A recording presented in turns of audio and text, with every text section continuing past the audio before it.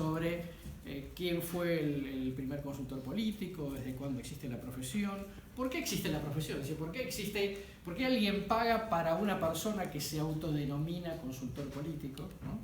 Y qué hay escrito sobre el tema, y a partir de eso les voy a ir contando algunas cosas de las que yo he elaborado.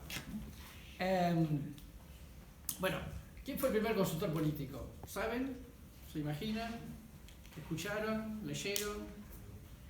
Bueno, hay muchos que dicen que el primer consultor político fue Maquiavelo, ¿no? Por obvias razones, porque escribió El Príncipe, porque efectivamente ejerció algo muy semejante a el asesor del príncipe, ¿no? Digamos, la función de lo que sería un consultor político, por supuesto con las diferencias obvias.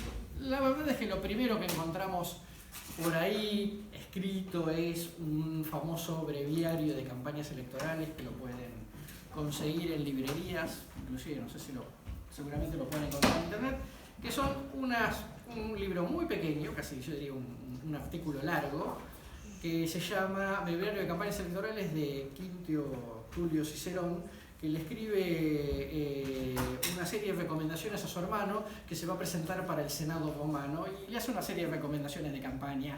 Por supuesto no es una campaña de opinión pública, pero tenía que ganar, digamos, el voto de ciertos sectores para que finalmente lograra su lugar en el Senado, y efectivamente lo logra. Pero la verdad es que Platón también hizo algún asesoramiento político, y Aristóteles, digamos, fue también asesor, por ejemplo, de Alejandro Magno. Digo que desde el principio de los tiempos hubo alguien que le habló al que tenía el poder para ayudarlo a incrementarlo o mantenerlo, ¿no?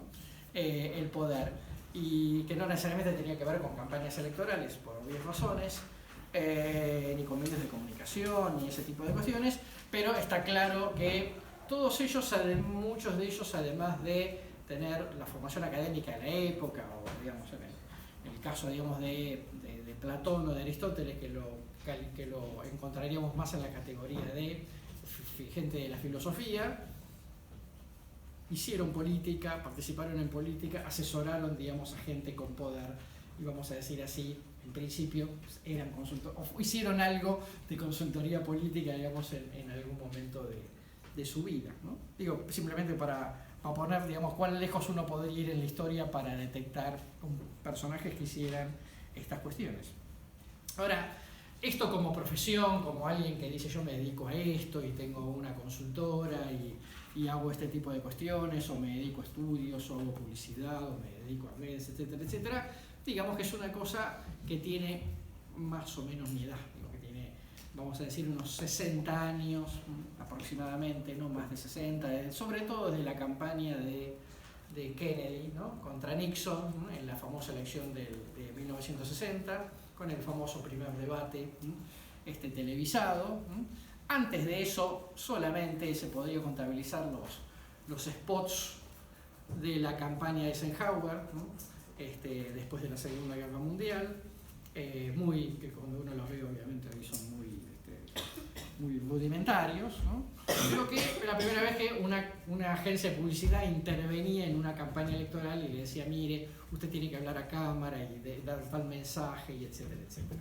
Pero digamos así, como lo conocemos más ahora, diría que de 1960 en adelante, con lo cual estamos redondeando aproximadamente 60 años. Es una cosa relativamente nueva, digamos, en la historia de las profesiones, ¿no?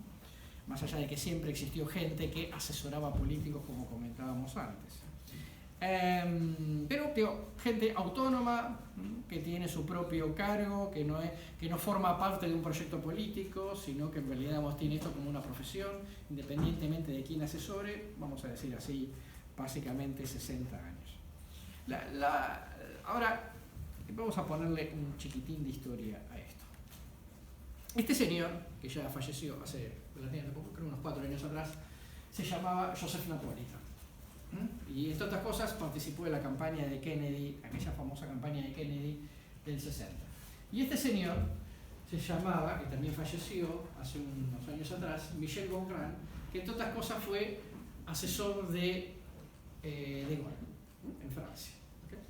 Estos dos señores, sabiendo que más o menos hacían cosas parecidas, Joseph Napolitan y Michel Bongrand se juntaron y en 1968 crearon la Asociación Internacional de Consultores Políticos en París, lo cual nos está llevando 51 años, digamos, en estos momentos.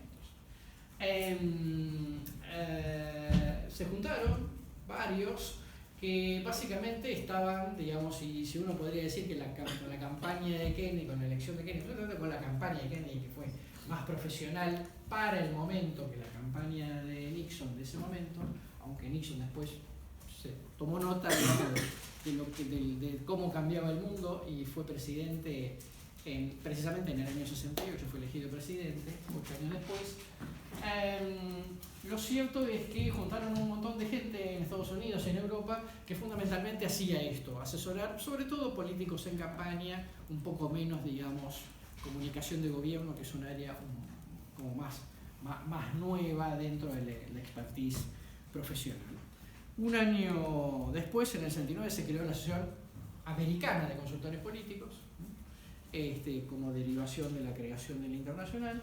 Unos cuantos años después, en el 96, se creó la Asociación Europea de Consultores Políticos y la Asociación Latinoamericana de Consultores, como comentaba Carmen Beatriz. Yo fui presidente de 2012 a 2014 y solamente para tomar una referencia, en el 2014, bastante tiempo después, hace 5 años atrás, creamos la Asociación Argentina de Consultores Políticos, ahí yo fui el primer presidente. Digo, para poner hitos de en qué momento la gente que hace lo mismo se empezó a juntar para intercambiar experiencias, celebrar al menos una reunión anual y a partir de eso tomar como referencia para programas académicos, formación, para la difusión del expertise de la profesión y digamos, comprenderlo como un área de expertise profesional, digamos, establecida y, como les decía, sistemática, autónoma de los proyectos políticos o los partidos a los cuales cada uno pertenezca. Particularmente Joseph Napolitan, digamos, que es el más famoso, el numen de la Asociación Internacional durante muchas décadas, y lo dice en algunos de sus libros. Él asesoraba solamente a gente demócratas en Estados Unidos o de inspiración socialdemócrata fuera de los Estados Unidos. Pero lo cierto es que, digamos, varios consultores después no tienen, digamos, una adscripción ideológica particular, sino que, digamos, sencillamente desarrollan su trabajo en la medida en la cual coincidan o no, digamos,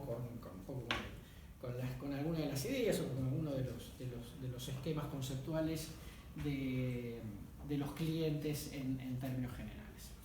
Esto es, digamos, un poquito de historia como para saber, digamos, desde dónde estamos. Ahora, ¿por qué existen los consultores políticos? Vamos ahora para atrás. ¿Por qué existe la profesión?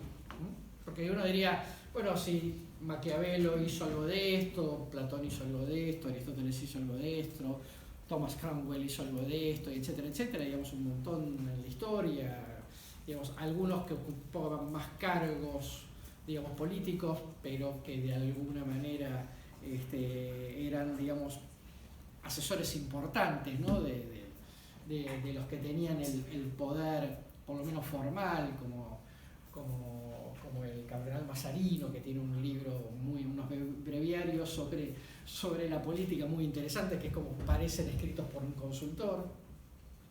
Lo cierto, digamos, es que eso existió a lo largo de la historia, pero en determinado momento empieza a existir una expertise en esto, empieza a incorporarse, digamos, conocimiento científico de distintos ámbitos, técnicas de distintos elementos, la publicidad, las relaciones públicas, la comunicación social, ¿no?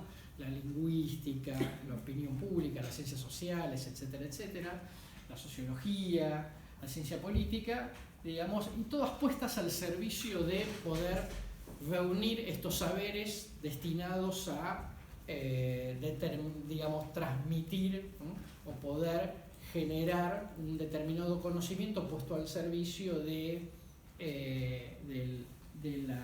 de las necesidades de un cliente, sea un presidente, un gobernador, un alcalde, digamos, un representante en el Parlamento, un candidato en campaña, empresas que quieren interactuar con el mundo político, sindicatos que tienen la necesidad de intervenir en el proceso político, etcétera, etcétera. Lo cierto es que hay una confluencia de 2 o 3 factores. El primer factor es que las ciencias sociales, tal cual las conocemos hoy, digamos, son relativamente nuevas, son una cosa que realmente aparecen con bastante fuerza después de la Segunda Guerra Mundial, ¿no? Comparado con la química, la física, etcétera, etcétera, son cosas, digamos, ultra nuevas. La segunda cuestión es que junto con eso, digamos, las encuestas, ¿no? Los primeros trabajos de Gallup, etcétera, son en la década del 30, ¿no? Si todavía no han cumplido 100 años. La segunda cuestión es la aparición de canales de comunicación que obviamente hacen que algo de la sociedad cambie, ¿no? Y la manera en que se forma algo que llamamos opinión pública, ¿no? Sí, la masificación de los medios de comunicación, diría, después de la Segunda Guerra Mundial, fundamentalmente, pese a que ya existía la radio, pero sobre todo a partir de la televisión de los 50 en adelante, ni hablar todo lo que vino después, obviamente influye, ¿no? Digamos, esto es la cantidad de gente que leía el diario, ¿no? Por mucho que el diario era mucho más leído que ahora, en algún otro momento previo a la Segunda Guerra Mundial, digamos, obviamente era como muy exclusivo, ¿no? Muy acotado. La tercera cuestión es que en algún momento entre los 60, fines de los 60, principios de los 70, los electorados empezaron a cambiar mucho, ¿no? Después de la Segunda Guerra Mundial tenemos los primeros estudios sobre si las campañas influyen o no, un famoso libro de Voting, un famoso libro del sociólogo Lasserfeld, que llega a la conclusión de que las campañas influyen relativamente poco, que están mucho más dictaminado, digamos, el comportamiento del voto por una cantidad de variables estructurales, sociodemográficas, que tienen muy poco que ver con las cosas que los partidos y los candidatos hacen en las campañas. Pero entre fines de los 60 y principios de los 70, la película empieza a cambiar. Ustedes saben que la década del 60 fue una década convulsionada culturalmente y políticamente, a nivel mundial, más allá de ciertos hitos particulares, como el Mayo francés del 68, las sociedades empiezan a sufrir, experimentar, digamos, una diversificación estructural y una complejización por efecto, digamos, del avance tecnológico. Eso, entre fines de los 60 y principios de los 70, se empieza a notar en los estudios electorales que el electorado ya no es tan estable, ¿no? Que elementos de la coyuntura empiezan a incidir sobre cómo la gente, digamos, toma su decisión de voto, ¿no? En la década del 70 tuvimos picos de inflación, digamos, bajas en términos, si lo comparamos con algunos países de América Latina, pero de pasar a tener 2% de inflación a tener 10% de inflación para un país desarrollado fue mucho, ¿no? Eso se produjo por la crisis del petróleo, la crisis económica de la década del 70, y empieza a haber una cosa en el electorado que se llama switchers. Gente que dice, voto un partido u otro dependiendo de cómo le haya ido en el gobierno. No voto un partido siempre por tradición, ¿no? Entonces se empiezan a romper ciertos patrones tradicionales de comportamiento, y esto hace que empecemos a ver una parte del electorado que va variando en función de la coyuntura. Y esa coyuntura, entre otras cosas, da la oportunidad para que influyan sobre la opinión pública, particularmente sobre la decisión de voto, en las campañas electorales. Así que realmente